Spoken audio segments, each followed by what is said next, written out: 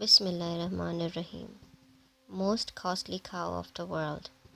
This is a very important and wonderful Quranic event. Due to this event, the chapter that describes it has been named Surah Al-Baqarah. The story is that there was a very pious person in the Bani Israel who had a young son. He had a single calf only in his property. Just before his death, that pious person took the calf to the jungle and left it by a bush, saying, "O Allah, I leave this calf under your protection until my son reaches puberty." After this, the pious person died and the calf grew to a cow with the passage of time, and his son grew up to a righteous man who was very obedient to his mother. He had divided his night into 3 parts. He used to sleep in one part, worship in second, and serve his mother in the third part. Also, he used to travel to the jungle every day in the morning to fetch wood, which he used to sell. He used to do sadaqah of 1/3 of his earnings, spend 1/3 on his personal needs, and give 1/3 to his mother. One day the mother said to the son, "O my beloved son, your father left a calf for you in the inheritance that he had left near such and such bush under the protection of Allah. Now go to that bush and supplicate in this way, O Rabb of Sayyidina Ibrahim, Ismail and Ishaq al-Islam, return me the thing my father gave under your protection." She further said that the calf was yellow colored and its skin would be glistening in such a way as though the rays of the sun are emitting from it. Hearing this, the boy went to the jungle and supplicated by that bush. All of a sudden, the cow came to him running and stood by him. He brought it home. His mother said, "My son, go to the market and sell this cow for 3 dinars, but do not sell it to any buyer without consulting me." In those days, the usual cost of a cow was about 3 dinars.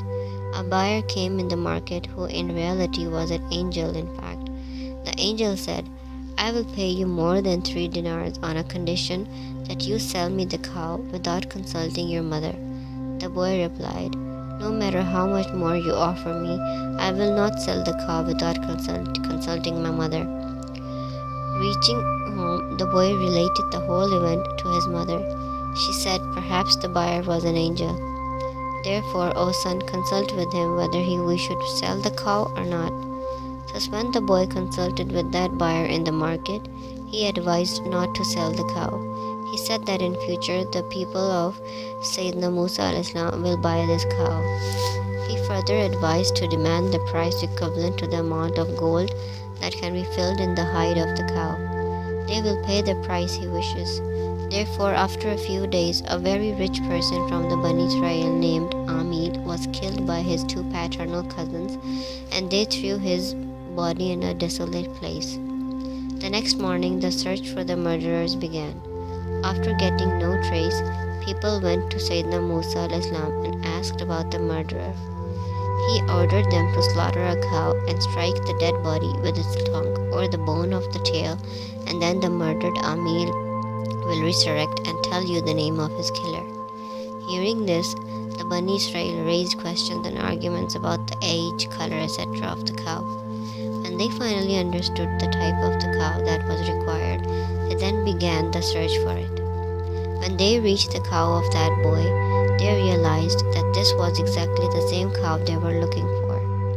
Therefore, they paid its price equivalent to gold, filled in its hide, and slaughtered the cow. Then they hit the corpse with the tongue or bone of the tail, and the dead Amil came back to life. He said that his killers were the 2 sons of his uncle who killed him due to the greed of his wealth. After telling this, he died again. Therefore, both of those killers were killed in return, and the child of the pious person who was very obedient to his mother became very rich by getting a lot of wealth. Whole of this incident has been described in the holy verses of the glorious Quran in the following words. And remember when Musa said to his people, "Allah commands you to sacrifice a cow."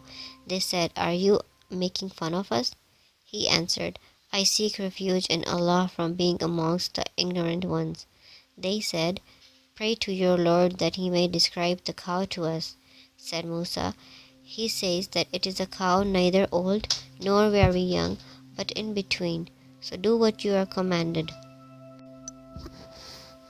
Say that it is a cow neither old nor very young, but in between.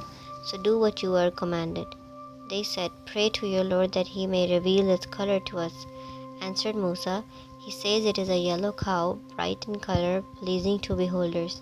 They said, Pray to your Lord that he may clearly describe the cow to us. Indeed, all cows look alike to us, and if Allah wills, we will attain guidance.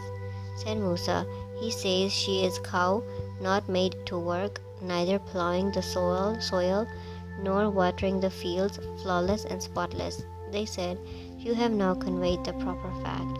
So they sacrificed it, but they seemed not to be sacrificing it with sincerity. And remember when you murdered a man and were therefore accusing each other concerning it, and Allah wanted to expose what you were hiding. We therefore said, Strike the dead man with a part of the sacrificed cow. This is how Allah will bring the dead to life. He shows you His signs so that you may understand. The moral of this story is that we have to come to know many moral lessons and words of advice from this event. A few of these are mentioned below and are worthwhile to be remembered. The possessions left over by the holy bondsmen of Allah carry a lot of blessings. You see, the pious man only left one calf behind him, but Allah put so much blessings in it that his heirs earned abundant wealth by virtue of that calf. The pious man left the calf under the protection of Allah to help his son. So we also learned that being affectionate to our children and leaving some heritage for them is the good practice of the chosen people of Allah. Allah provides sustenance and abundance from the unseen sources to those who are obedient and serve their parents. We can see how Allah blessed an orphan with prosperity and wealth because he was very much obedient to his mother. Argumentation and debate in commandments of Allah bring afflictions. The Bani Israel were ordered to slaughter a cow. They could have slaughtered any cow and the order would have been fulfilled. However, they began to argue and started raising questions such as what kind of cow, what kind of color, how old should it be. As a result, it became very difficult for them as they had to slaughter such a specific cow that was very unique. That's why they had to pay such a huge price for it that no other cow has ever been priced as much, and there is no chance of so high price of any cow in future. The one who gives his wealth under the protection of Allah, He Azawajal protects it and bestows endless blessings in it. The one who leaves his kinfolk under the protection of Allah, He nourishes them in such a way that is beyond one's expectation. Sayyidina Ali